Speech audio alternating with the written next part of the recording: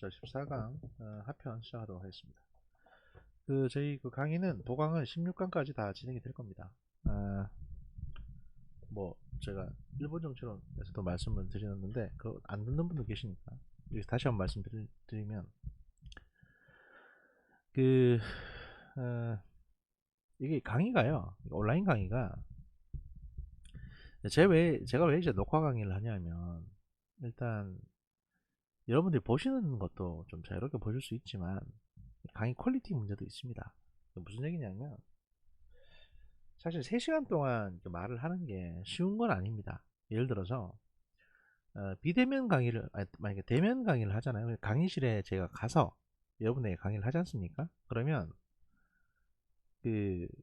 일단 강의 어떤 부담, 예를 들어서 이제 강의에 쏟는 정성이나 또는 시간이나 이런 부담적인 부분이 한 5분의 1로 줄어들 수 있어요.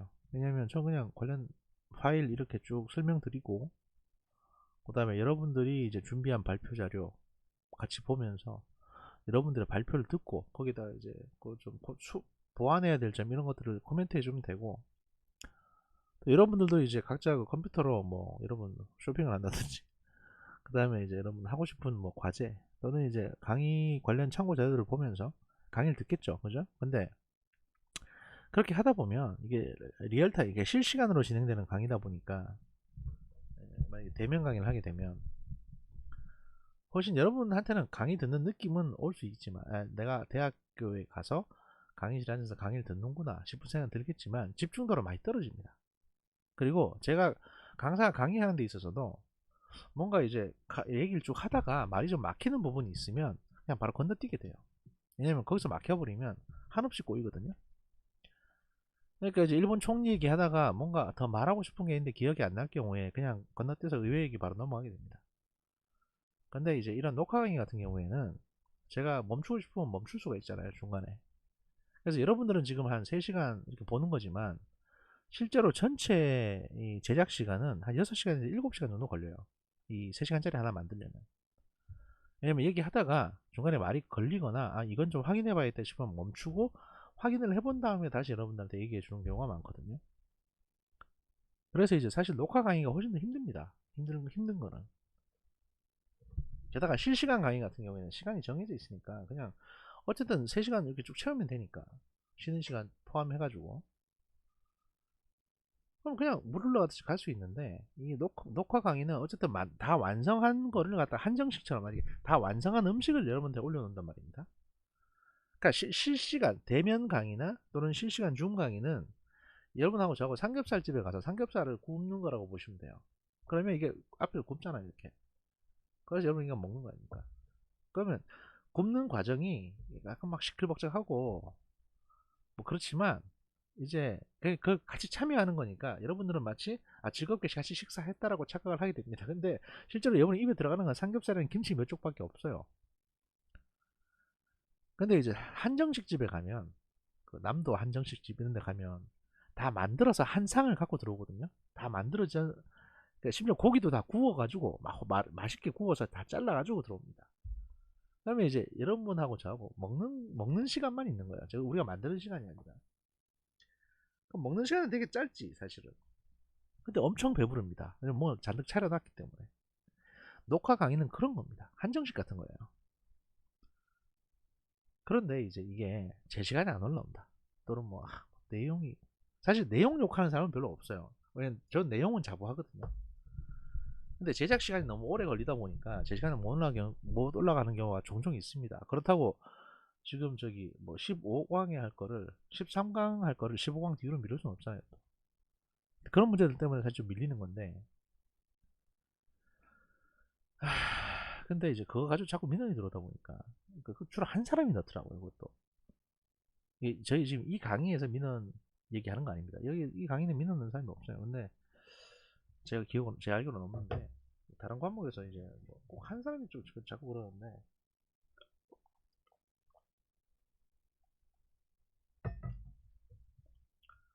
물론 누군지는 모릅니다. 왜냐하면 익명으로 하는 건데 제가 어떻게 알겠습니까? 근데 이제 이해를 좀 해주셨으면 좋겠다. 제작하는 게 그렇다. 물론 이제 제가 부족할 수도 있죠. 예를 들어 다른 교수님들이나 이런 분들은 다 제 시간에 하고 내용도 막 퀄리티도 좋고 이런데 이제 제가 그냥 강사다 보니까 제가 부족할 수 있는데 그래서 요즘 생각이 좀 많습니다. 머릿속이 되게 복잡하고 내가 이게 너무 학교 오래 있었나, 이제 그만둘 때가 됐나, 이런 생각까지 들더라고요. 그래서 가급적이면, 제 생각에는 가급적이면 그 다음 학기가 시작되는 2021년 1학기 이전에 제가 이제 직장을 구해가지고 관둬야 되지 않을까, 이런 생각을 좀 심각하게 하고 있습니다. 특히 요 며칠 사이에 저는 여러 가지 좀 일들을 겪었는데, 그러다 보니까 굉장히 자괴감이 많이 느껴지고 하더라고요. 그래서 빨리 취업을 해가지고 나가야겠다 라는 생각이 좀 들었습니다. 뭐 저도 뭐 조셉 교수님처럼 이제 강의 전담 교수 같은 거 해서 뭐 강의를 계속 할 수 있다면 좋겠지만 뭐 그런 상황도 아니고, 이 시간강사법이 또 여러 가지 제약을 주는 부분도 있고, 근데 현실적으로 좀 그러네요. 여러분들도 이제 열심히 공부하셔가지고 저 같은 사람 되지 마시고 열심히 공부하셔가지고 좋은 사람 되시고요. 그 다음에 저한테 질문 주셨던 분들 두세 분 계시는데, 그 학점 관련 질문 주신 거는 제가 바로 답변 드렸습니다. 바로 답변 드렸고, 그 학점이나 이제 뭐 왜 성적이 예를 들어 어디가서 감점이 됐냐, 이런 거는 제가 바로바로 답변 다 드렸어요. 충실하게. 그래서 대부분의 분들이 이제 납득을 다 하셨고, 학점 부분에 대해서는 제가 이렇게 소회를 말씀드릴 수 있는 기회가 있어 다행인데, 이게 이제 순수하게 그냥 만약에 절대평가라면, 절대평가 상대평가가 뭐가 다른지 아시죠? 절대평가는 강사가 원하면 다 A를 줄 수 있습니다. 이게 강사 권한이야.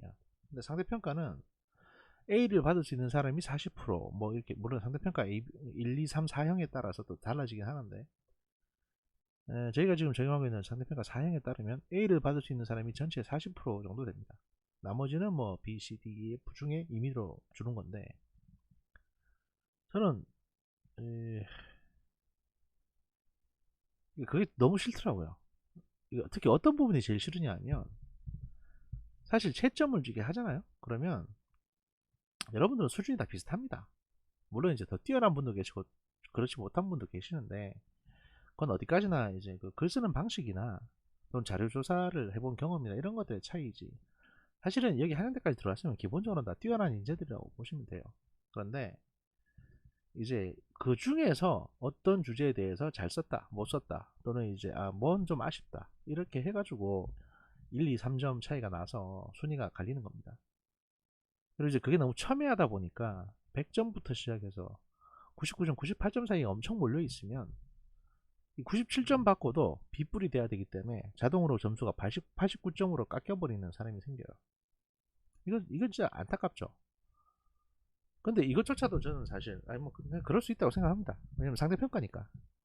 근데 진짜 안타까운 게 뭐냐면요, 98점인데 98점인 사람이 4명이 있어요. 근데 그 중에 한 사람은 A를 받을 수 있어요. 나머지 3명은 B를 받아야 돼. 왜냐면 98점이, 그러니까 둘 중에 그러니까 그 4명 중에 한 사람만 A를 받아야 되는 거예요. 내가 98점을 줬는데. 그러면 이 4명은 다시 재심사를 해야 돼요, 제가. 그래서 한 명만, 그러니까 나머지 3명은 97점으로 내려야 됩니다. 비교평가를 해가지고. 그런 문제가 생기는 거예요. 그러니까 이제 98점 받은 전체를 상대로 해서 다시 재검사를 합니다. 재심사를 해가지고 그 97점까지도. 왜냐하면 혹시라도 거기서 올라올 수 있는 사람이 있으니까. 그래서 그 경계선, 선 밟고 있는 그 경계선 라인에 있는 사람을 전체를 다 재심사를 해요. 그 점수를 재산정해가지고 다시 꼼꼼하게 봅니다. 비교평가를 합니다. 그 과정이 너무 싫습니다. 왜냐하면 내가 이미 점수를 줬는데 이 어떤 제도 때문에 깎아야 돼요, 임의로. 그럼 이거는 나의 점수 성적 결정권이야. 나의 그 교수권을 이 제도가 가로막는 겁니다. 나한테 강제하고 있는 거잖아요, 지금. 그 중에 한 명만 올려, 이런 식으로. 이거야말로 진짜 나쁜 제도죠. 그래서 제가 이 상대평가 제도 굉장히 싫어합니다. 근데 이걸 몇 년 동안 계속 하고 계시더라고요, 하는 데가 지금. 일단 전 그게 문제라고 생각하고, 뭐 두 번째는 그 이제 뭡니까, 글을 쓰는 데 있어 가지고 그 형식적인 부분을 너무 간과하시는 분들이 계십니다.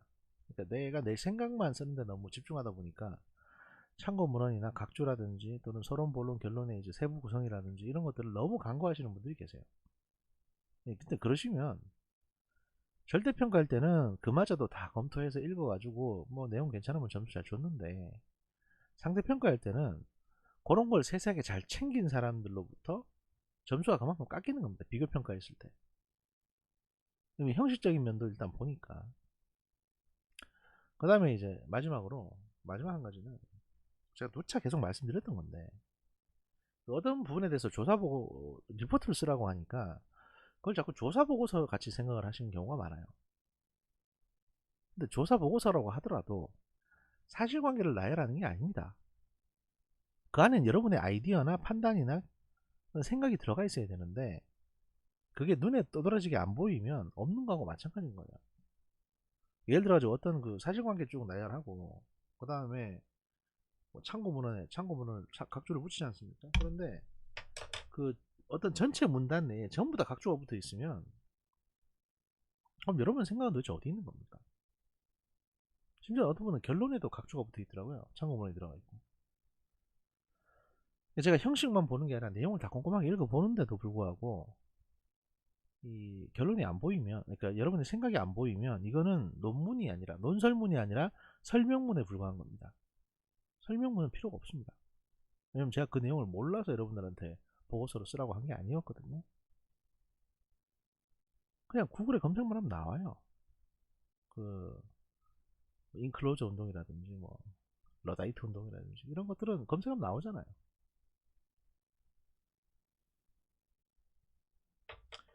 그래서 이제 여러분의 생각을 좀 넣어서 써라. 그리고 그걸 좀 부각시켜라. 또 형식적인 면도 좀 챙겨라. 이런 내용들을 쭉 말씀드렸던 겁니다. 그리고 이제 그 큰 부분에서 감점이 된 분들이 몇 분 계시는데, 그분들 같은 경우에는 뭐가 문제였냐면 전혀 다른 내용으로 쓰신 분이 계세요. 뭐 감상문을 쓰라고 했는데 그 다큐멘터리 내용이 아니라 다른 얘기를 잔뜩 쓰셨다든지 이러면 감점 사유가 클 수밖에 없습니다. 하여튼 뭐 그렇게 해서 점수가 산정이 된 부분이니까 그렇게 이해를 해주시고요. 제가 뭐 여러분들 말씀은 안 드렸습니다만, 저는 가능한 한 이제 여러분들이 이제 리포트 제출 기간을 최대한 늘려드렸고요. 또 최대한 여러분들 편의를 봐드리기 위해서 많은 노력을 했습니다. 뭐 아는 분들만 아실 겁니다, 사실. 제가 개인적으로 커뮤니케이션 하셨으면 아실 텐데, 어지간하면 제가 뭐 안 돼 이렇게 하진 않거든요. 그러니까 그 부분에 대해서는 잘 좀 생각을 해주시고, 여러분도 힘들고 하신 거 잘 저도 아니까. 저도 힘듭니다만 제가 힘든 건 제 인생이고, 여러분들이 적어도 이 클래스에서 여러분들이 힘든 거를 좀 덜 힘들게 하는 게 제 의무다 보니까, 하여튼 뭐 그렇다는 거 이해를 좀 해주시고요. 이거 뭔 얘기를 하다가 지금 시작해가지고 얘기가 이렇게 흘러갔나 모르겠는데, 정작 국가원수 행정수반 내각대의 관계는 시작도 못하고 지금 한 14분이 지나갔네요. 그렇죠? 자, 이거 강의 시작하겠습니다. 뭔 소리 하다가 이만큼 갔나 모르겠네. 봅시다. 상징적인 국가원수인 1항은 최고재판소의 장을 임명합니다. 아까 말씀드렸던 사항이고, 이는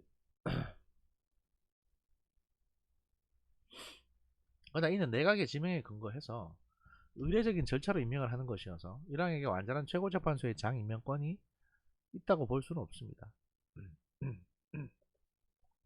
행정수반인 총리는 최고재판소의 장 지명권을 갖고 있으며 최고재판소 판사 임명권을 갖고 있습니다. 전술한 바와 같이 최고재판소 판사의 경우에는 결혼이 생길 경우에 임명하는 형태이며, 후보자가 재판관, 변호사, 검찰관의 경우에는 그러니까 이제 그 최고재판소 재판관은 대법관을 말하는 거죠. 그리고 여기서 말하는 후보자가 재판관이라는 건 후보자가 일반 법원 판사거나 변호사거나 검사일 경우를 말하는 거고, 최고재판소장인 대법원장이 복수 후보자를 제시하고 행정과 외교를 포함한 학식 경험자의 경우는 원칙적으로 내각 관방에서 후보자를 정하고 총리의 의견을 듣고 가기 결정으로 이루어진다. 이렇게 되어 있습니다. 입법부 및 사법부 체제와 운영상의 특성과 시사점, 이거 우리하고 비교하는 부분인데 이거는 저희가 좀 볼 필요가 있습니다. 왜냐하면 이렇게 비교 분석을 하려고 저희가 이걸 연구를 하는 거니까요. 일본의 입법부 체제와 운영을 우리나라 입법부와 비교하면 몇 가지 특징을 찾아볼 수 있습니다. 첫째는 우리나라 국회는 단원제인데 일본의 국회는 양원제라는 점이 그렇습니다. 전술한 바와 같이 일본의 국회는 중의원과 참의원으로 구성되어 있으며 의원의 임기도 서로 다릅니다. 중의원과 참의원 중에서 중의원이 참의원보다 우선시되고요. 둘째, 일본은 의원 내각제이기 때문에 국회의원 중에서 총리가 선출되고 내각 구성원의 절반 이상은 국회의원인 반면에 우리나라 내각은 국민투표에 의해서 선출된 대통령이 국회의원 여부와 관계없이 임의로 선임해서 임명을 하게 됩니다. 셋째, 일본 국회는 국정조사권을 갖고 있으나 국정감사권은 없습니다. 우리는 있죠. 이 점에서 우리나라 국회가 행정부에 대한 견제 기능이 제도적으로 보다 강하게 보장되어 있다고 할 수 있습니다. 넷째, 일본 국회는 재판관에 대한 탄핵소추와 탄핵결정권이 있지만 그 이외의 공직자에 대한 탄핵소추나 탄핵결정권은 없는데 우리나라 국회는 재판관뿐 아니라 대통령, 국무총리, 국무위원, 행정각부의 장 등에 대해서 모두가 다 탄핵소추 대상입니다. 그러니까 이런 점에서 우리나라 국회가 권한이 더 크죠. 그러나 우리나라 국회는 탄핵 소추권만 있고 탄핵 의결권은 제 헌법재판소에 있죠. 아까 말했던 그 탄핵 의결권. 탄핵 의결권이 중요해요, 사실은. 왜냐면 탄핵을 결정한다. 이거는 헌법재판소에서 하는 거니까. 다섯째, 일본 국회에는 내각 불신임권이 있는데 우리나라 국회는 국무총리 또는 국무위원회 해임 건의권만 있습니다. 건의기 때문에 해임 건의를 해도 안 받으면 고만입니다, 대통령. 좀 안 하고 싶은데요, 해임? 이러면 끝이에요, 그냥. 앞에서 기술한 바와 같이 우리나라 국회는 헌법이나 법률을 위배한 경우에는 국무총리나 국무위원뿐 아니라 대통령까지도 탄핵 소추를 할 수 있습니다. 이건 저희가 2016년에 이제 두 눈으로 똑똑히 봤죠. 그리고 2003년인가? 그때 노무현 대통령 때도 봤고요. 2004년인가 하여튼 그때도 봤습니다. 사법부 차원은 우리와 일본이 뭐가 다르냐? 일본의 사법부 체제나 운영을 한국의 사법부와 비교하면 몇 가지 특징을 찾아볼 수 있습니다.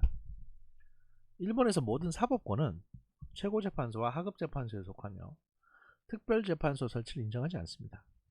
반면에 우리나라도 헌법 제101조에 사법권이 법원에 속한다고 규정하고 있지만 특별법원인 군사법원은 인정하고 있으며 헌법재판소가 또 별도로 있습니다.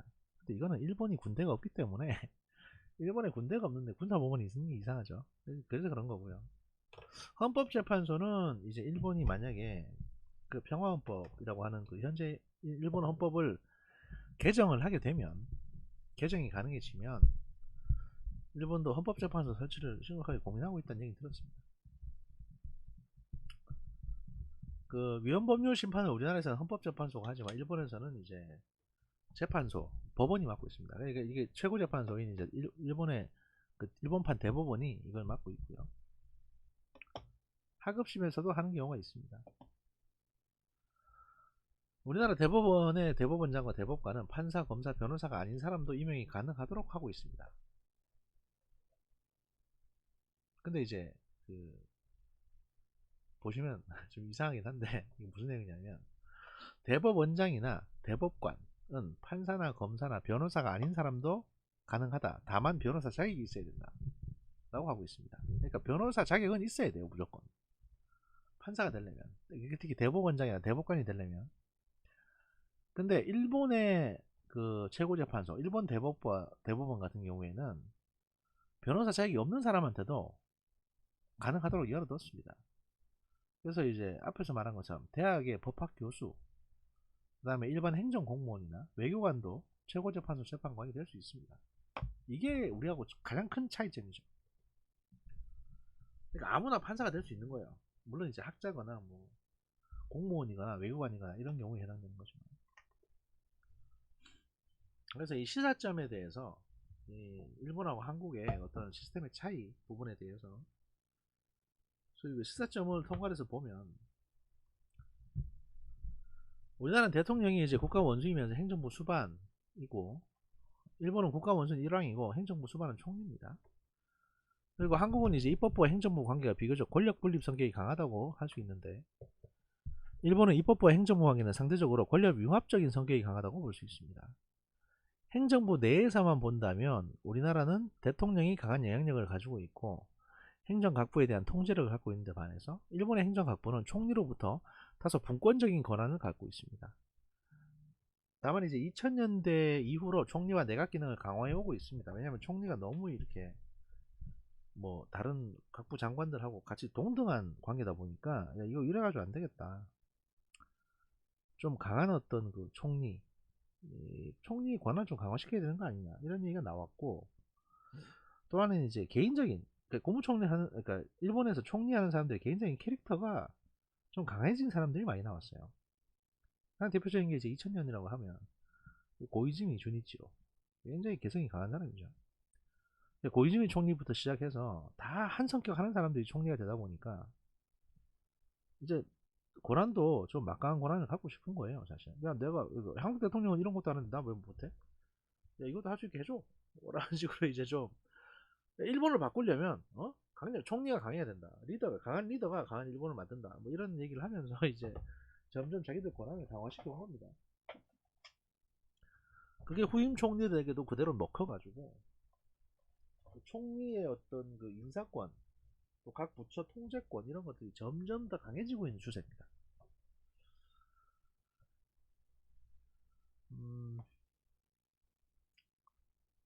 다만 이제 일본에서 이러한 중앙행정체제 개혁과 거의 시기를 같이 하면서 지방 분권 개혁도 추진됐던 점이 되게 흥미롭다라고 되어 있는데, 추가적인 내용을 보시면 2000년을 전후로 거의 동시에 진행됐던 일본의 중앙행정체제 개혁과 지방분권 개혁은 그 방향성은 서로 달랐다고 할 수 있습니다. 즉 중앙행정체제 개혁은 내각 기능 혹은 수상 권한의 강화인데, 지방분권은 중앙의 권한과 기능을 지방으로 분산하는 것이었고요. 혹자들은 일본에서 중앙행정체제 개혁, 다시 말해서 수상 권한 강화가 지방분권 개혁을 용이하게 했다는 분석도 제시하고 있습니다. 왜냐하면 어쨌든 지방이든 중앙이든 간에 한 사람의 리더에게 이제 권한을 밀어주는 거니까. 이런 일본 사례는 우리가 현실적으로 분권형 국정운영 체제로 개혁을 추진할 때 보다 전략적인 선택이 있을 수 있다는 교훈을 주고 있습니다. 이게 뭔 얘기냐면, 한국도 사실은, 우리나라도 사실은 되게 심각한 수준으로 이 내각제를 고민을 하고 있거든요. 그러니까 이제는 내각제를 해야 된다, 이런 얘기들이 정치권에서 왕왕 나오고 있고, 앞으로 헌법을 개정하면 내각제를 해야 되는 거 아니냐는 얘기들이 나옵니다. 왜냐하면 이제 일단 대통령제에 대한 피로감이 너무 커요. 그러니까 한 5년 동안 마음에 안 드는 사람을 계속 앉혀놔야 되냐라는 문제가 있고, 그 다음에 지금 보시면 아시겠지만 5년마다 아주 난리 부르시지 않습니까? 모든 시스템이 바뀝니다. 이래 가지고 되겠냐, 그런 얘기가 나오는 거예요. 그렇다고 뭐 이렇게 뭐 연임을 할 수 있게 해주는 것도 아니고, 그러다 보니까 이럴 거면 차라리 내각제로 하자. 뽑아보고 마음에 안 들면 6개월이든 4개월이든 바로 갈아치우고, 마음에 들면 8년이든 10년이든 맡기면 되는 거 아니냐, 이런 얘기가 나오는 겁니다. 게다가 또 하나, 내각제는 기본적으로 권력의 분산을 가져옵니다. 지금 우리나라는 대통령한테 너무 많은 권력이 집중되어 있는데, 문제는 대통령이 된 사람들이 그만한 깜냥이 없는 사람들이에요. 뭐 그렇다고 해서 뭐 제가 뭐 박근혜나 전두환 또는 뭐 노무현이나 문재인 같은 사람들이 뭐 그치, 이명박이나 박근혜나 노무현이나 문재인 같은 사람들이 전두환이나 박정희보다 못하다, 이 얘기하는 게 아닙니다. 근데 사회가 너무 복잡해지고 또 너무 이렇게 측근들이 다 제각각이다 보니까 옛날처럼 카리스마 있는 리더가 없는 거예요. 그렇게 리더가 움직일 수 있는 돈도 없고 또 그런 세상도 아니고 그러다 보니까 야 이제는 저렇게 힘도 없는 사람들 그냥 앉혀두면 뭐하냐 이렇게 되는 거죠. 그래서 이제 내각제 하자 라는 얘기가 아주 심각하게 나오고 있는 겁니다.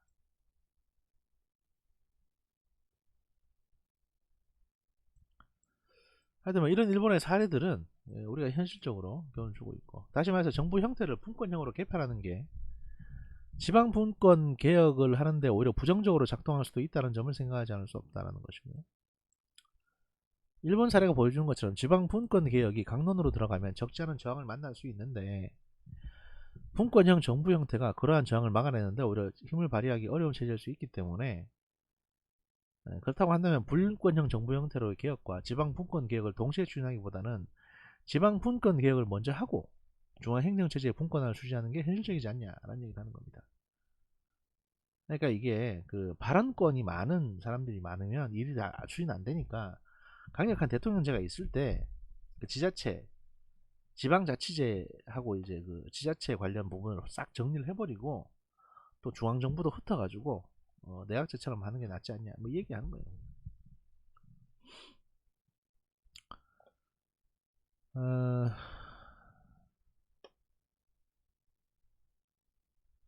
여기 보시면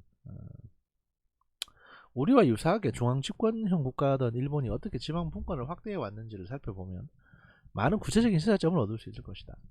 현재 일본의 국세와 지방세 비율은 현 문재인 정부가 지방 분권 관련해서 수치 목표로 제시하고 있는 6대4 수준이다. 국세와 지방세 비율이 반드시 지방 분권에 척도는 아닐 수 있겠지만 하나의 지표는 될 수 있을 것이며 중앙집권형 국가이던 일본이 어떤 과정을 거쳐서 그러한 수준에 있었는지는 우리에게 많은 참고가 될 것이다. 그 외에도 기관 위임 사무제도 폐지 등 구체적인 제도 개혁 사례는 실무적인 차원에서도 많은 도움이 될 것이다 라고 하고 있습니다.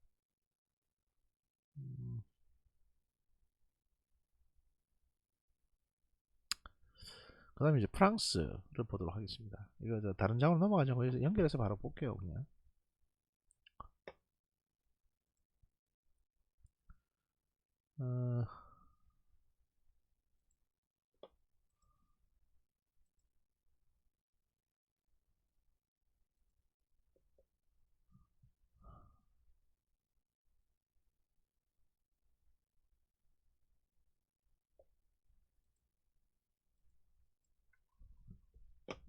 프랑스 통치체제 정부 형태 개혁 저희가 지금 이게 저 14강 하편 지금 하고 있는데 제 예상으로는 프랑스 하고요. 그 다음에 독일 하고 이 정도 하면 대체로 15강까지 끝나지 않을까 싶습니다. 그리고 이제 그 다음에 뭐 스웨덴이나 또 여기 이탈리아가 있나 모르겠는데 그 나라 남은 나라들 쭉 한번 훑어보면 16강까지 해서 마무리하는 걸로 그것도 이제 오늘 안에 다 올리겠다 라는 말씀 드립니다. 왜냐면 이게 해 넘어가면 안 되니까 이게 제 결심입니다. 해 넘어가더라도 새벽에 끝내겠다. 제가 목이 갈라지는 한이 있더라도 하겠다 라는 말씀 드리고요. 그 정부 형태 개혁, 국가수반 행정부 입법부 사법부의 구성. 프랑스 제5공화국 헌법은 상징적인 국가 원수의 지위를 가지고 실제 권한은 거의 없었던 대통령에게 강력한 권한을 부여했습니다. 이와 동시에 제3, 4공화국에서 국정을 주도했던 수상에게도 행정부 수반으로서의 지위와 권한을 여전히 부여함으로써 집행부의 권한을 대통령과 수상이 분점하는 구조를 채택했습니다.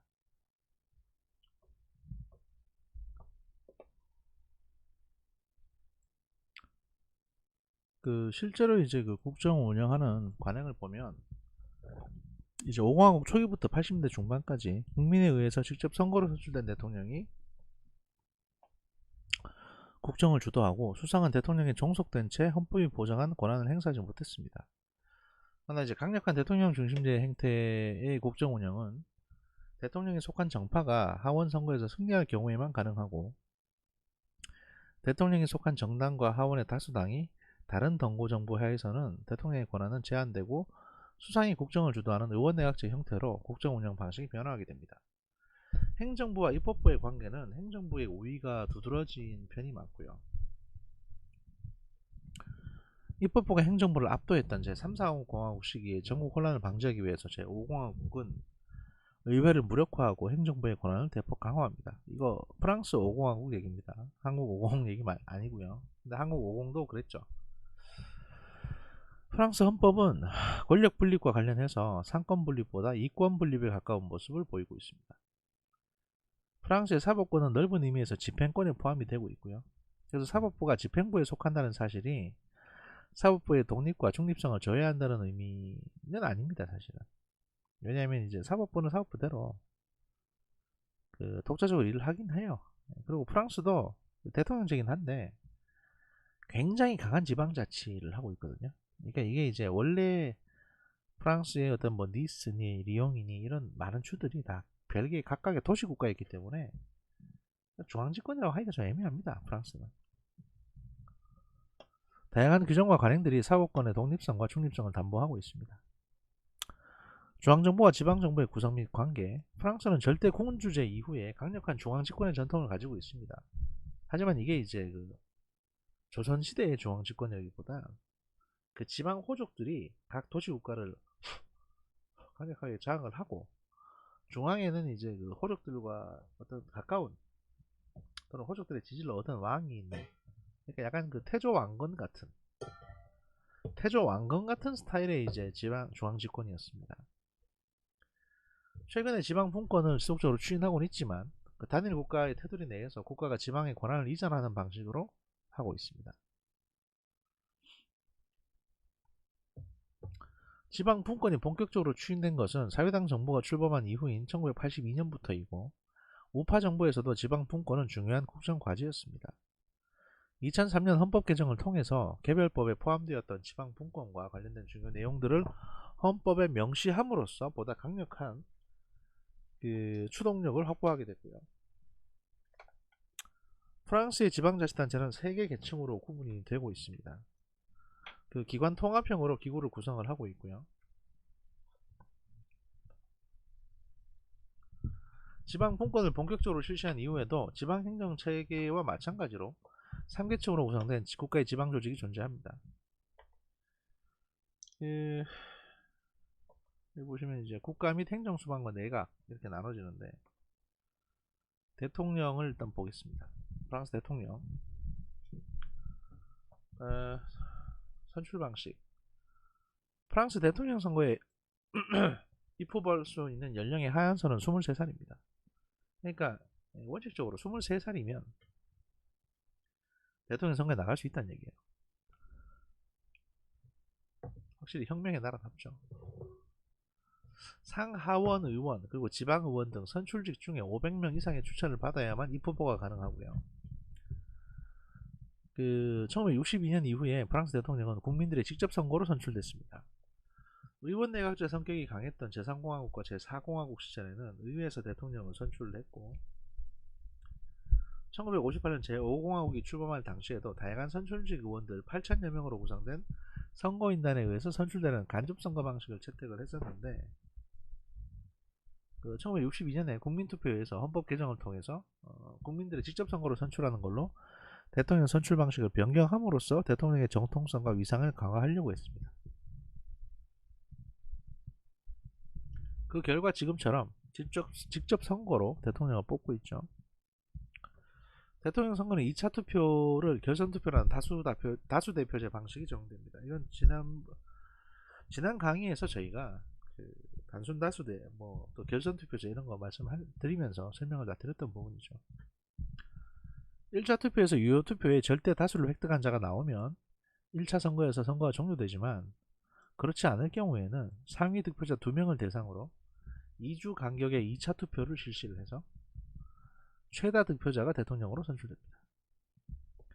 1962년 이후에 1차 투표에서 과반수 이상을 득표해서 당선된 대통령은 단 한 번도 당선하지 않았고, 모든 대통령 선거가 2차 투표까지 갔었습니다. 그만큼 사실 투표율이 낮다는 얘기예요.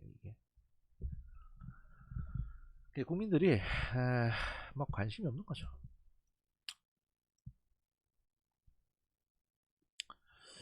1875년 제정된 제3공화국 헌법은 대통령 임기를 7년으로 정했고, 대통령 임기는 이후 변화가 없었습니다. 헌법 제정 당시 대통령이었던 마크 마웅은 왕당파에 속했고 공화정에서 왕정으로 이행할 수 있는 충분한 시간을 벌기 위해서 대통령 임기를 7년으로 정했지만 그 왕정 복구에 실패한 다음에 실각했고요.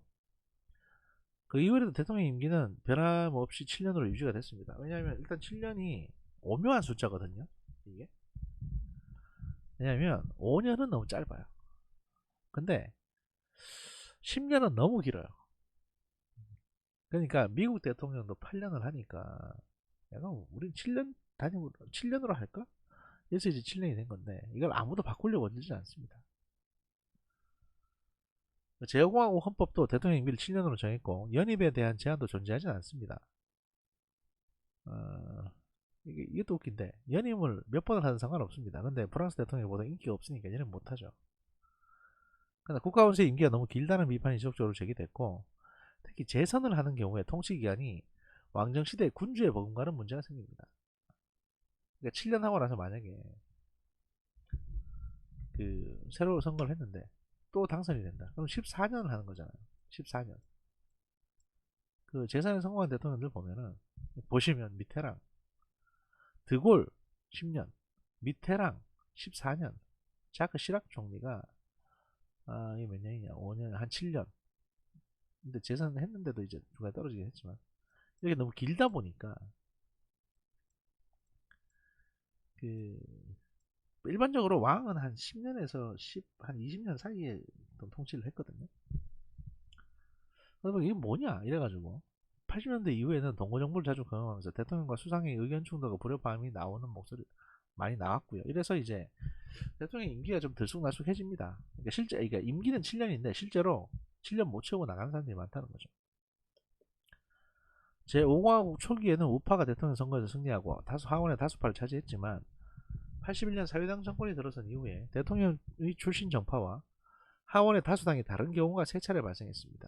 결국에는 동고정부의 출현을 방지하고 다른 국가의 국가 수반의 임기와 유사하게 하기 위해서 대통령 임기를 하원의 임기와 똑같이 5년으로 축소하는 개헌이 2000년에 이루어졌고 2008년의 개헌을 통해서 대통령 연임을 1회로 제한합니다.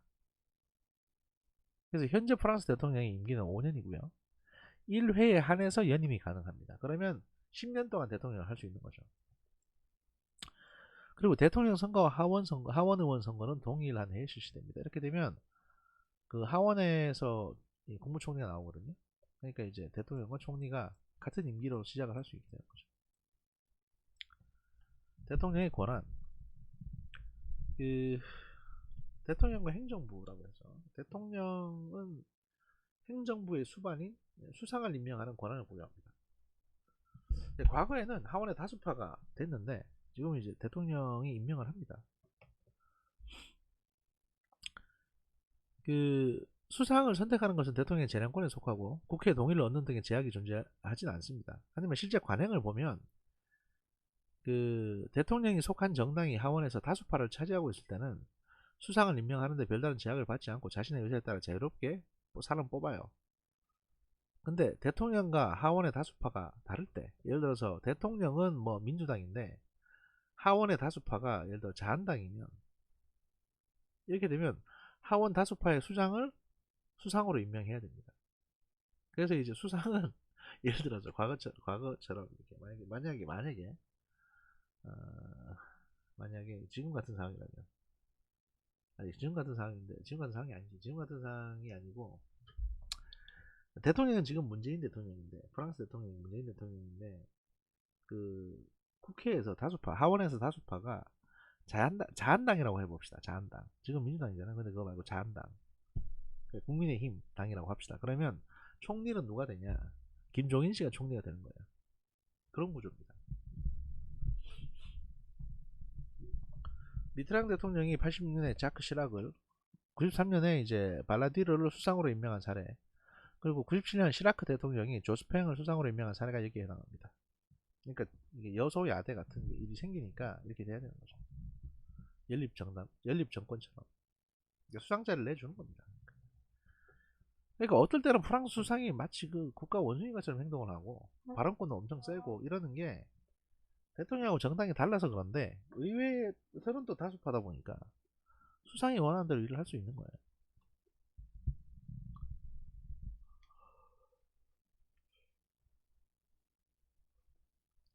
대통령의 소속 정당과 하원의 다수당이 동일할 경우에 대통령은 강력한 권한을 행사하면서 국정을 주도하지만 동거정부화에서는, 그러니까 그 하원의 다수당이 반대당의 경우에는 하원 다수파에 지지받는 수상에게 주도권을 넘길 수밖에 없습니다. 대통령은 행정부의 수반인 수상의 제청에 의해서 장관들을 임명하게 됩니다. 장관 임명에 있어서도 동거정부가 아닐 경우 대통령이 자신의 의지대로 내각을 구성하지만, 동거정부 하에서는 수상이 장관 인선을 주도하고 대통령은 그냥 오케이만 해주는 거예요.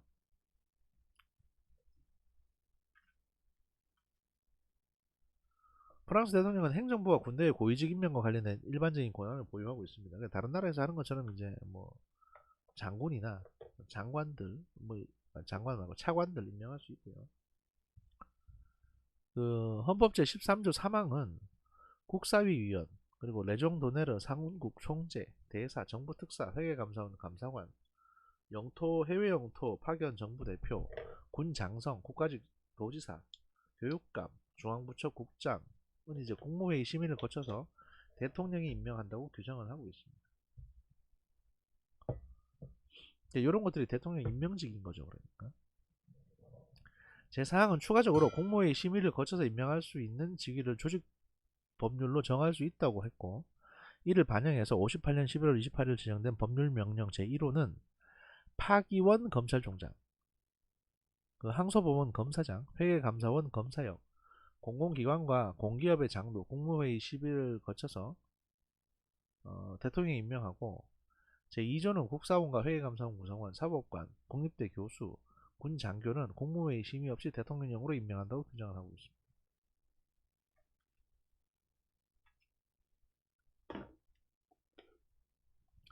그 외의 공직은 대통령령을 통해서 임명권을 수상이나 장관에게 위임할 수 있고요. 그 위임을 하게 되는데 보통 이제 임명장에는 대통령 그 이름하고 뭐 사인이 들어가죠. 도장이나. 대통령과 의회 관계. 대통령이 의회에 대해서 행사하는 권한 중에 대표적인 것으로 이제 하원인 국민회의 해산권을 들 수 있습니다. 상원에 대해서는 대통령이 해산권을 행사할 수 없게 되어 있고요. 하원 해산권은 제5공화국에서 행정부가 입법부에 대해 우위를 보이는 현상을 설명해주는 대표적인 권한입니다.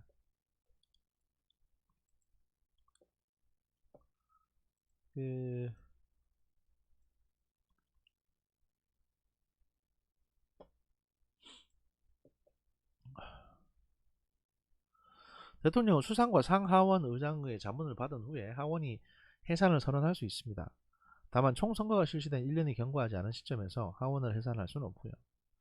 1980년대 이후 대통령에 의한 하원 해산은 자주 실시되는데 주로 여소야대에 따른 동고정부 상황을 해소하기 위한 목적으로 행해졌습니다. 미테랑 대통령은 81년에 대통령으로 당선된 후에,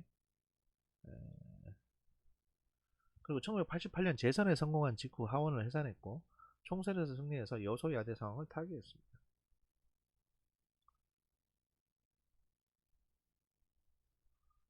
그러나 이제 97년에 하원을 해산한 시락 대통령은 오히려 그 좌파가 총선에서 승리한 바람에 5년 동안 동거정부를 경험을 해야 됐습니다. 대통령은 법률안 거부권도 보유를 하고 있는데 의회를 통과한 법률안의 공포기간인 15일이 만료되기 전에 대통령은 법률 전체 혹은 일부에 대해서 의회에 재의, 그러니까 새로 이거 해달라고 요구할 수 있고 의회는 이를 거부할 수 없습니다. 그래서 다시 논의해야 되는 거죠. 그래서 다시 표결을 해야 되는 겁니다. 그러니까 대통령의 법률안 거부권 행사 역시 정치 상황에 따라 많이 달라집니다. 이거 하고 싶다고 그냥 하는 게 아니에요. 이거 수상의 부서, 그러니까 이제 대통령이 법률안을 거부하게 되면 수상이 옆에서 이렇게 서명을 같이 해줘야 거부권이 실행이 되는 거예요. 근데 지금 국회에서 다수당이 야당인 경우에는 수상이 설명을 해주겠습니까? 이거를 안 해주지? 안 설명 못 한다고 가버리면 어떡할 거예요 이거. 그러니까 대통령과 하원의 다수파가 동일한 정당 출신일 경우에는 대통령이 법률안 거부를 하고 싶다 그러면 수상이 옆에 와서 아유 제 당이 제가 설명해 드려야죠. 같은 당인데 통지인데 이러면서 설명해 주겠지만 그 동고정부 하에서는, 여기 동고정부라는 건 이제 정당이 다른 걸 말하는 거예요. 대통령과 수상의 정당이 다른 경우에 수상의 동의를 당연히 안 할 테니까. 왜냐면 다수당에서 통과시켰는데 수상은 다수당 편이고 수상이 동의 안 하죠. 이러면 이제 거부권을 행사할 수가 없게 돼요. 그래서 명문상으로는 거부권이 있는데, 이 거부권 행사하려면 야 니네 선거에서 이겨서 다수당 되라 의회에서, 아니면 방법이 없다, 딱 이런 겁니다 지금 상황이. 대통령의 의회에 대한 또 다른 권한으로 의회 임시회 소집권을 들 수 있습니다. 의회의 임시회는 수상 또는 하원 의원 과반수 이상의 요구에 의해서 소집이 되는데, 임시회 소집은 대통령의 법규 명령을 통해서 디렉, 디렉이라고 하는 디렉이라고 하는 소집 통해서 소집이 되고 폐회되기 때문에 대통령이 거부하면 임시회는 소집될 수가 없습니다. 이 권한은 동고정보에서 수상과 다수당의 독주를 대통령이 견제하는 수단으로 활용되기도 합니다.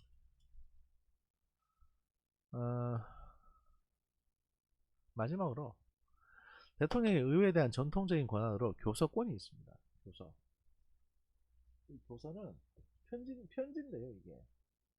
그겁니다. 연두교서 같은. 그러니까 우리 행정부는, 그러니까 미국 대통령도 이런 게 있잖아요. 연두교서라고 해서 매일 새해 그러니까 새해가 밝으면 올해는 뭐 일 이렇게 하고 저렇게 하고 뭐 이렇게 할 거고 뭐 앞으로 이런 정책들을 하겠다. 이걸 의회에서 발표하는 거예요. 그러니까 대통령이 발한 교서를 의회에서 낭독하게 하고 토론의 대상이 되지 않습니다. 이게 여기서 말하는 교서, 쉽게 말씀드리면 이게 옛날에 왕의 그 교지 같은 거 있잖아요. 신하들은 들으시오.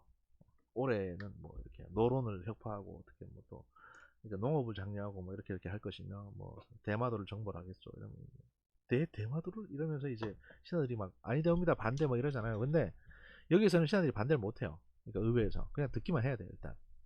반대하고 싶으면 뭐 법안을 내든지 대마도 정벌 금지법을 내든지 막 이렇게 해야 되는 거예요. 하여튼 이런 교서를 이렇게 낼 수 있는 권한이 있다라는 것이고,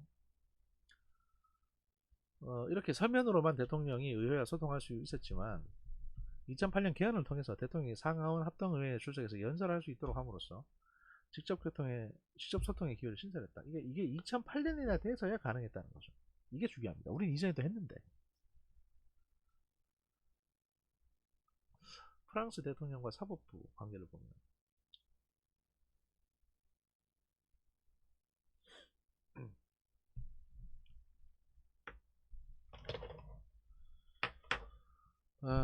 사법권을 포함한 집행권과 입법권으로 권력을 분립하는 이권 분립적인 특징을 보이는 프랑스에서 대통령은 사법권의 독립을 보장할 의무가 있습니다. 대통령이 보장을 안 해주면 사법부는 그냥 행정부의 신하가 돼버리는 구조다 보니까 대통령의 의무가 되게 강해요. 여기에 대해서 보장을 해야 된다는.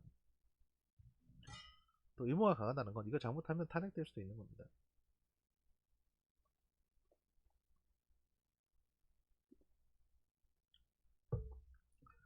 대통령은 법관과 검찰관의 임명과 징계를 담당하는 최고사법관 회의의 보좌를 받고 최고사법관 회의의 법원 관할부와 검찰관 관할부의 위원 중 각 2명을 임명할 권한이 있습니다.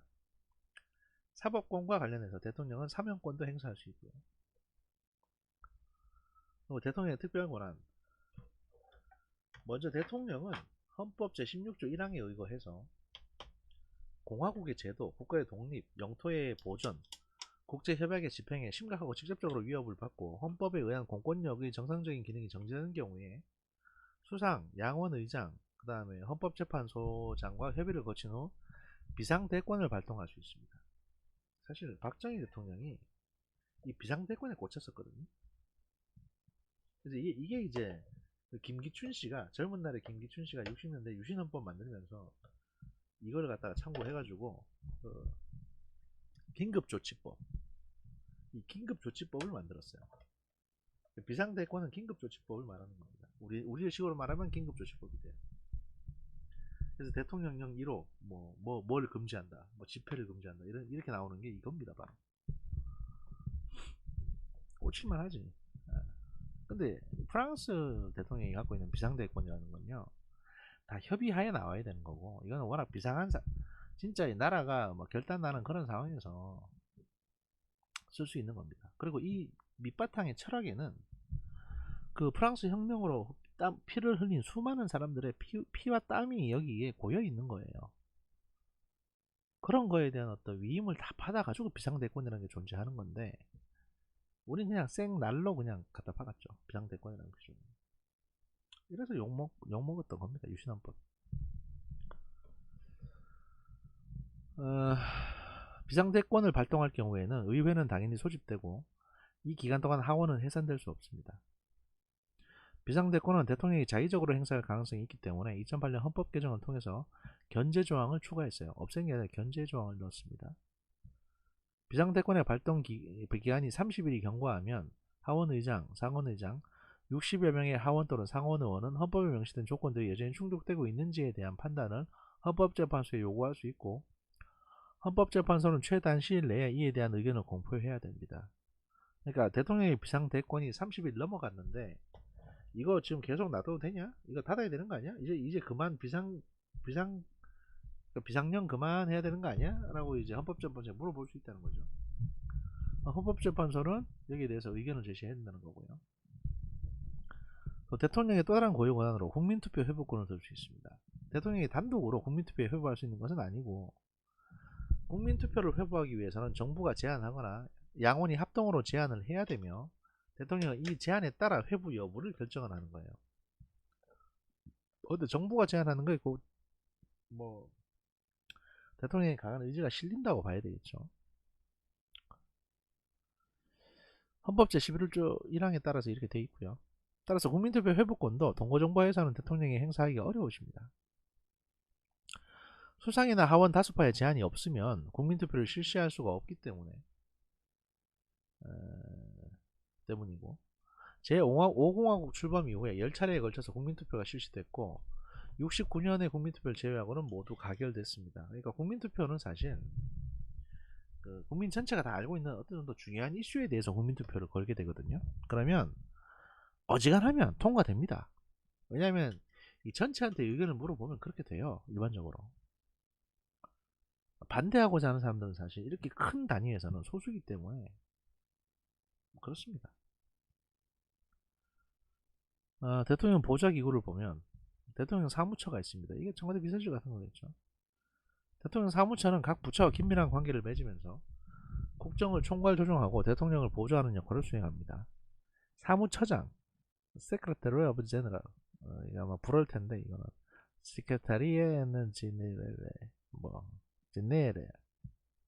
그럴 텐데, 사무처장을 수장으로 사무부처장과 다수의 보좌관, 전문보좌관, 담당보좌관 등으로 구성됩니다.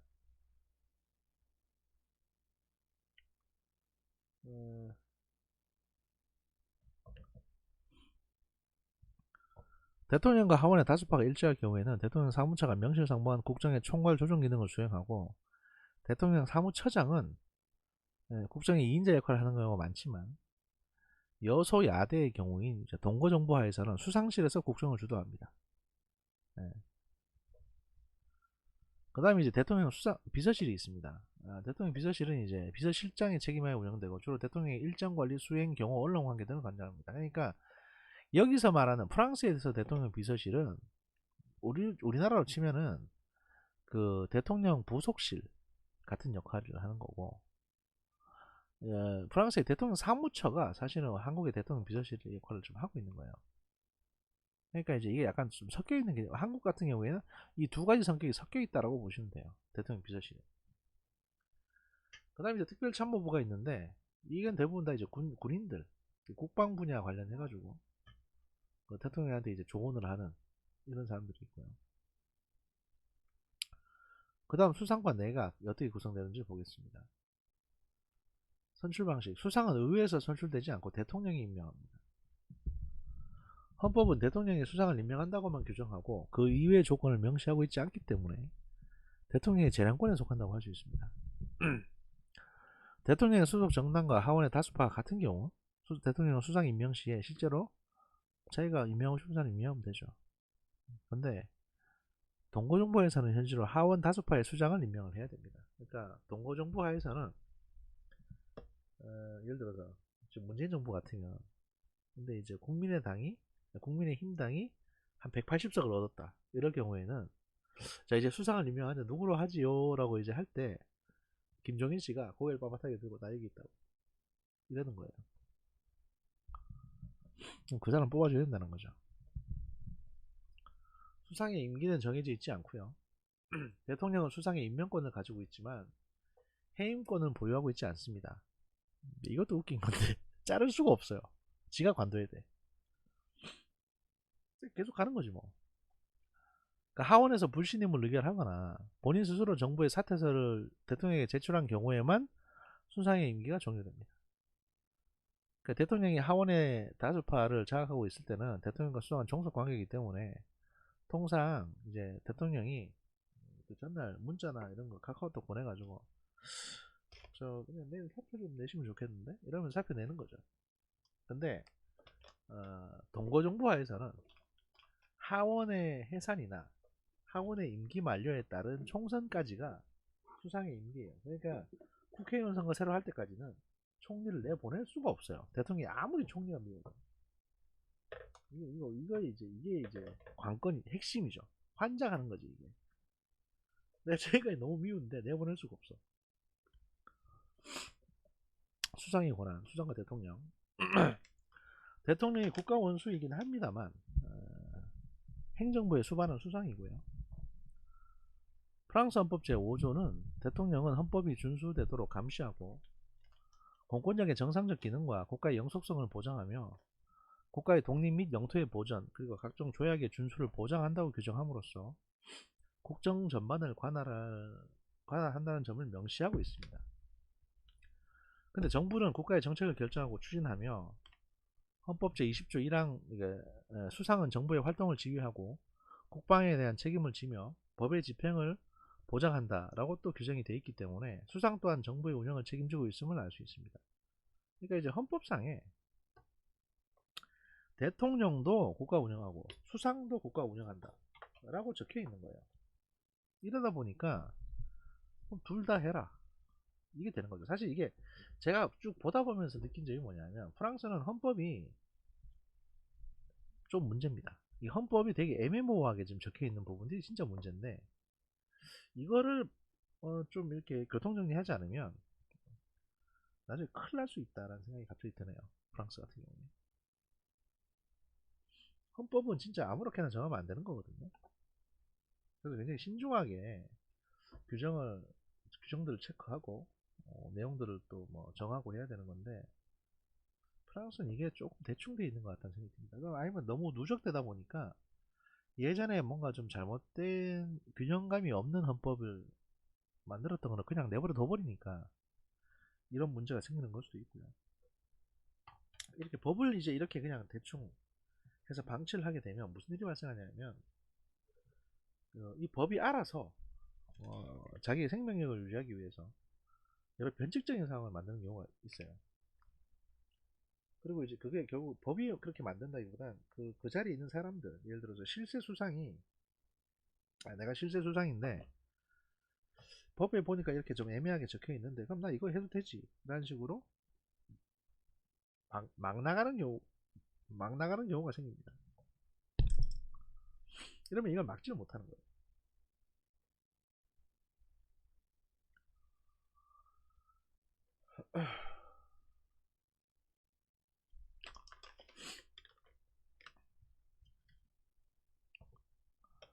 이처럼 헌법상 대통령과 수상의 권한과 역할 배분은 명확하지 않기 때문에 충돌이 발생할 가능성을 내포하고 있고요.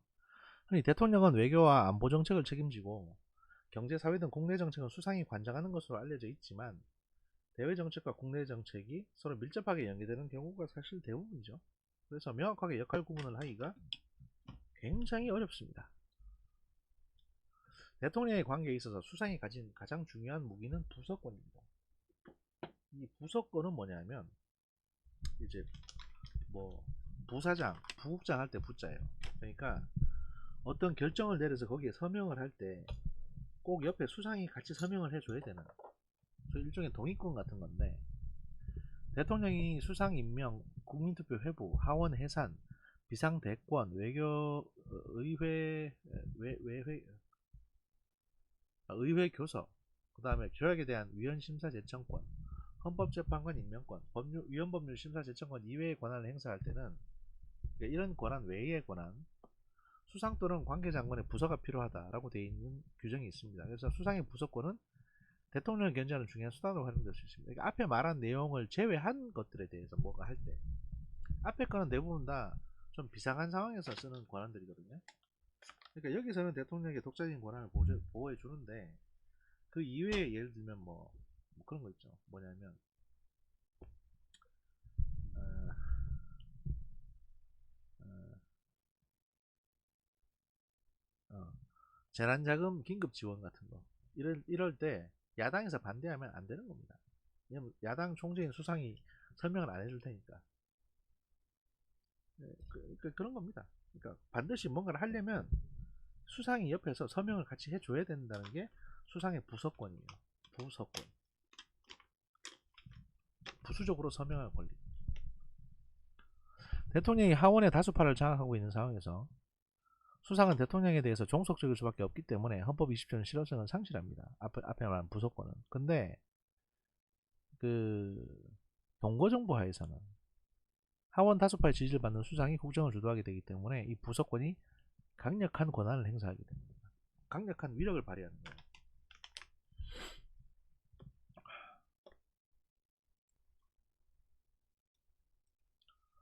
제5공화국 헌법은 입법부에 대해서 행정부가 우월한 지위를 확보하는 것을 지향하고 있기 때문에 행정부의 권한을 강화하는 장치들을 포함하고 있습니다.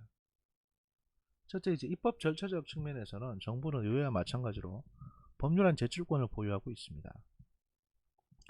의원 제출 법안의 경우에는 국가 수입의 감소나 정부 지출의 증가를 수반하는 경우에 제한이 있는 반면 정부 제출 법안은 아무런 제약이 없고요.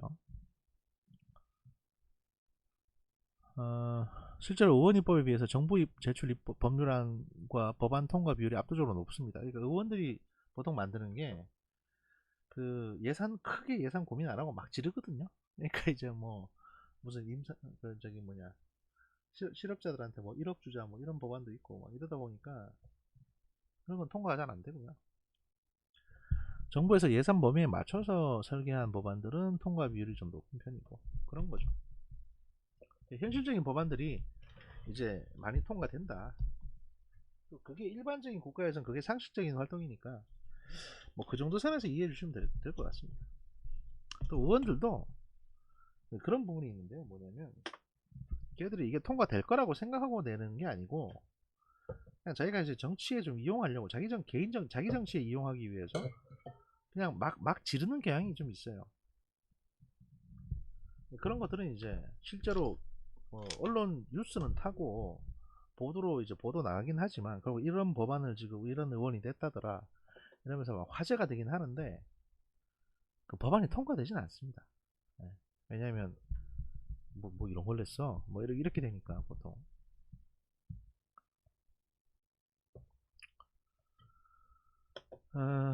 둘째, 헌법 제38조는 프랑스 헌법 제38조는 정부에 의한 법률 명령 제정에 대해서 규정을 하고 있고요.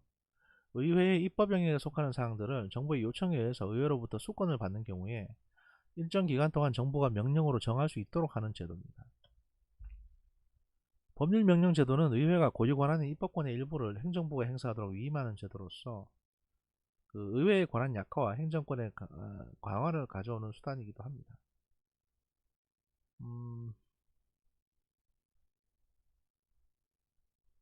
정부가 이제 뭐 필요한 어떤 내용들, 정부에서 어떤 필요한 조치들에 대해서 그 입법을 하기 전에 정부가 그냥 명령으로, 대통령령으로 정해가지고 시행을 할 수 있도록 해주는 제도가 있는 거죠. 우리도 이거 비슷한 제도 있습니다.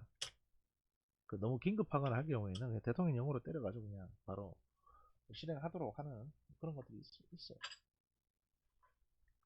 근데 이것도 아무거나 이렇게 할 수는 없고 그 사안이 굉장히 중하고 또 긴급성이 요구된다 라고 해서 이제 여러 가지로 인정이 될 때나 가능한 거지, 뭐 이런 권한이 있다고 해가지고 뭐 시도 때도 없이 막 정부가 이 법안 이거 우리 권한으로 직권으로 추진한다라고 추진할 수 있는 건 아닙니다. 그 모든 규정은요, 그 규정이 있다고 해서 그대로 할 수 있는 건 아니고요. 적어도 상식적인 수준에서, 예를 들어서 이제 이게 뭐 프랑스도 그렇고 한국도 그렇고 영국도 그렇고 어느 정도는 체계가 갖춰져 있는 저기 법치 국가이기 때문에 상식적인 선에서 진행된다고 보시면 됩니다. 상식적인 선에서 어디까지나. 또 의회의 의사일정 수립에 정부가 주도적인 영향력을 행사하고 있는데요. 개정 전 헌법 제48조 1항 같은 경우에는 양원의 의사일정은 정부가 결정한 순서에 따라 정부 제출 법률안에 정부가 동의한 의원 발의 법률안을 우선적으로 심의한다라고 규정을 통해서 정부 이게 수상의 의사에 따라서 의회 일정이 결정된다는 점을 알 수 있습니다. 정부 즉 수상의 의사에 따라서 2008년 헌법 개정에 의해서 의사 일정 수립과 관련한 의회 자율권이 향상되었지만 아직도 정부는 상당한 영향력을 행사하고 있죠. 여기서 정부는 이제 수상을 얘기하는 거인데 일반적으로는 그 우리나라 같은 경우는 의회 일정은 의회가 알아서 정하는 거거든요. 국회의장이 이제 최종 결정을 하지만 국회의원들끼리 상의해가지고 일정은 여기서 여기까지 합시다라고 합의하면 간사들이 합의하면 국회의장이 그냥 오케이 하면 그냥 넘어가는 거예요. 근데 일본은 프랑스는 수상이 여기에 대한 권한이 좀 세다는 거죠.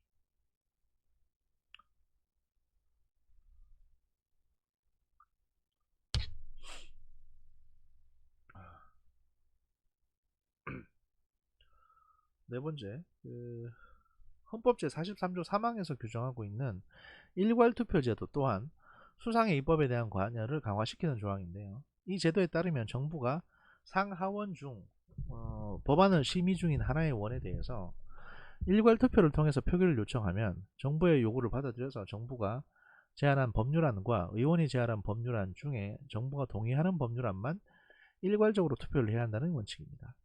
이 제도 역시 정부가 원하지 않는 법률안을 폐기시킬 수 있기 때문에 의회에 대한 행정부의 통제 수단 중 하나로 활용이 되고 있습니다. 다섯 번째, 긴급 입법권을 통해서 법안 채택 과정에서 정부의 의사를 관철시킬 수가 있습니다. 헌법 제49조 3항은 수상이 자신의 신임을 걸고 특정 법률안을 제안했을 때 하원이 24시간 이내에 불신임안을 가결하면 법률안은 부결되고 내각이 사퇴하게 되지만 불신임안을 가결하지 않을 경우에는 해당 법률안은 토론이나 표결 없이 자동적으로 통과되게 됩니다. 수상은 하원의 다수파의 지지를 받기 때문에 50여 차례의 헌법 제49조 3항을 활용한 법률안 통과 시도가 실패한 사례는 존재하지 않습니다. 이처럼 불신임 제도가 오히려 반대로 정부가 의회의 반대를 우회하여 자신의 선호를 손쉽게 관철시키는 수단으로 활용되고 있기도 합니다. 이건 뭐 이거는 사실 원래 규정이 그렇게 돼 있다기보다는 그 규정을 운용하는 사람들이 유두리는 말씀 안 되죠. 일본어니까 융통성 있게 이렇게 이제 우회를 찾는 거죠. 이런 것들이 꽤 있습니다. 허점을 찾아가지고 하는 거.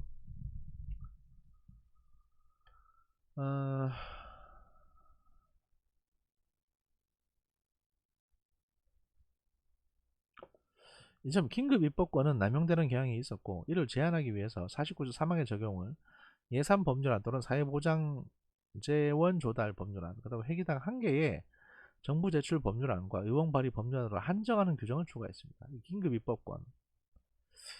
그러니까 이제 긴급 입법권이 대표적인 건데 이게 이제 단적으로 설명드리면 수상이 자기 자리를 걸고 제안을 하는 거예요. 그러니까 이제 특정 법률안을 제안했는데 예를 들어 이게 가장 쉬운 예가 우리나라의 오세훈 시장이 했던 무상급식 관련 거 있잖아요. 아무도 오세훈 시장한테 시장 관두라고 한 적이 없는데 자기가 뭐라고 했냐면 이 무상급식 주민투표가 부결되면 무상급식 주민투표가 통과되지 않으면 나 시장 관두겠다 이렇게 한 거예요. 통과 안 됐습니다. 시장 관뒀습니다. 그런 것처럼 이제 긴급입법권이라는 게 이걸 제도로 만들어 가지고 프랑스에 있다는 거죠. 대통령이 수상이 자기 자리를 걸고 나 이 법안 꼭 통과시켜야겠다. 이 법안을 그러니까 날 믿고 이 법안을 통과시켜달라. 만약에 내가 마음에 안 들면 이 법안 통과시키지 마라. 라고 했을 경우에 의회에서 투표해가지고 너 마음에 안 들어 이러면 법안도 부결되고 수상도 관둬야 되고 이거죠. 근데 이게 이제 너무 좀 남용하는 경향이 있었다는 거고요. 그 수상 보좌 기구들을 보면 정부 사무처라는 게 있습니다. 이게 대통령 사무처하고 비슷하죠. 그 수상 비서실이 있고 대통령 비서실하고 비슷하죠. 그러니까 이게 대통령 보좌 기구하고 똑같이 만들어 놨어요. 그래서 그 아까 말씀드렸다시피 동거 정부일 때, 그러니까 야당이 여소야대일 경우에 수상이 국정 운영의 주도권을 갖게 되니까 결과적으로는 이제 이게 어떤 구도가 되냐 하면 그, 그 뭐냐 저기 대통령 대신에 이 수상 보좌 기구인 정부 수상 사무처, 이 정부 사무처하고 수상 비서실이 그 대통령 사무처와 대통령 비서실의 역할을 그대로 해버리는 거죠.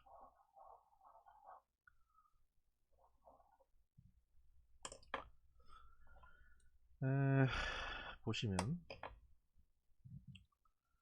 정부 사무처는 국정 운영과 관련된 각종 행정 절차와 기술적인 사항에 대한 정보를 보관하고 관리하면서 운영적인 측면에서 지원하고 보좌하는 기구입니다. 정권 교체에 상관없이 정부 운영에 혼란이 발생하지 않도록 정책 과정을 관리하는 행정 절차적 보좌 기구인 것입니다. 그 정부 사무처는 그 절차적 측면에서 정부 운영을 지원하는 기구이기 때문에 사무처장 이하 소속 공무원들은 정치색을 띠지 않고 정권 교체에도 불구하고 경질되지 않는 채 이제 새로운 집권 세력을 보좌하는 것이 일반적인 관례입니다. 수상비서실 같은 경우는 수상비서실은 수상의 정책 결정을 보좌하고 정책의 집행을 감독하는 역할을 수행하는 핵심 보좌기구인데, 이를 위해서 정부 내 각종 정책 결정 및 조정회의를 주관하고 부처 간 갈등을 조정하는 기능을 담당합니다. 수상비서실의 수장은 비서실장이며 수석비서관들이 분야별로 업무를 분장하고 수석비서관 소속 전문 보좌관과 담당 보좌관들이 실무를 담당합니다. 이 내용을 보면 수상비서실은 사실 대통령 사무처하고 비슷하고 정부 사무처는 이 그냥 공적 풍토있죠. 이 정부를 대표하는 그 중립적인 차원. 그러니까 이걸 뭐라고 하면 이제 국무총리실의 그 국무조정실 같은 역할을 하는 건데, 국무총리실이 이거고 수상비서실은 국무조정실인 겁니다. 현행의 국무총리 체제에서는.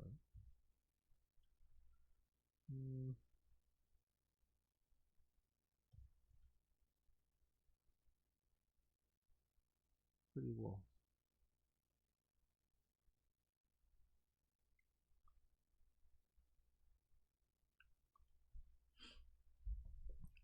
수상비서실은 동고정보에서 수상이 실권을 행사할 때 국정을 총괄하고 조정하는 컨트롤 타워 역할을 담당합니다. 그리고 내각의 구성.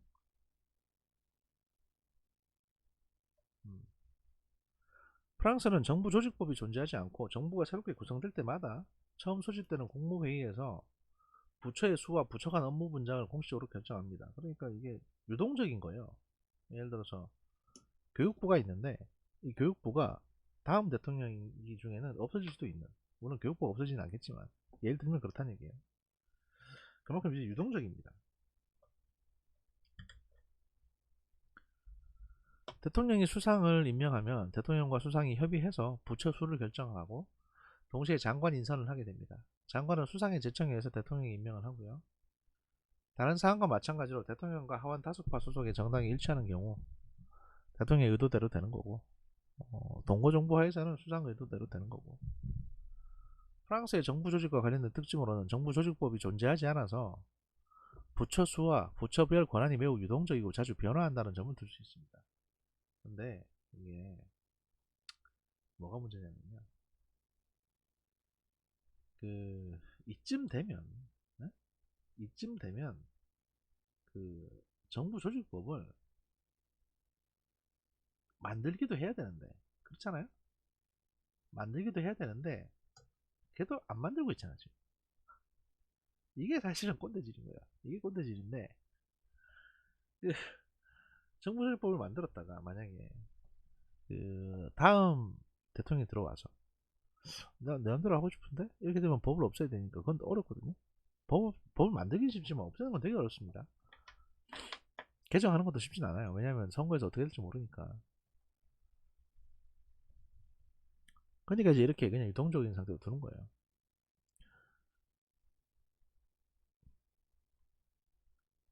하지만 이제 늘 어느 나라에나 있는 부서는 있겠죠.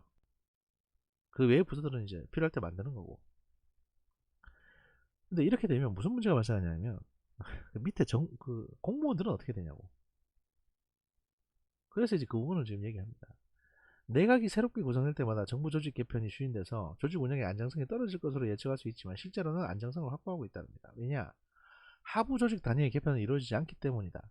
실국 단위의 하부 조직은 조직 개편에 영향을 받지 않고 공무원의 인사 범위가 대부분 실국을 벗어나지 않기 때문에 정부 조직 개편으로 인한 혼란이나 공직사회 동요는 거의 발생하지 않는다. 그러니까 필수적인 부서들, 예를 들어서 뭐 교육부, 그다음에 경제 관련 부서, 재무부, 국방부, 그다음 뭐 건설부, 교통부, 에너지부 이런 것들은 또 산업통상부, 이게 상업부 이런 건 그냥 계속 그대로 있습니다. 계속 그대로 있고 그 외에 어떤 이슈가 발생했을 때 그거에 관한 조직만 추가하면 되는 거니까 뭐 그렇게 큰 혼란은 없다. 뭐 이런 식으로만 이해해 주시면 되겠습니다. 14강 하편 여기까지 하고요. 15강에서 뵙겠습니다.